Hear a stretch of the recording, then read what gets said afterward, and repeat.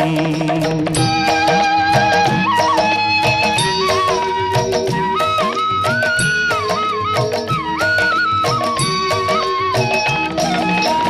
മല്ലികപ്പൂമ്പനി നീരഭിഷേകം, ഭക്ത മാനസ പൂന്തേനുറവാലഭിഷേകം, നിറച്ച പഞ്ചാമൃതത്താൽ അഭിഷേകം, അതിൽ നിത്യശോഭയണിയുന്നു നിന്ദേഹം. ഈരേഴുലകിനും അധിപതിയാമെന്നയ്യപ്പ, എന്നിൽ കാരുണ്യാമൃത തീർത്ഥം ചൊരിയണം.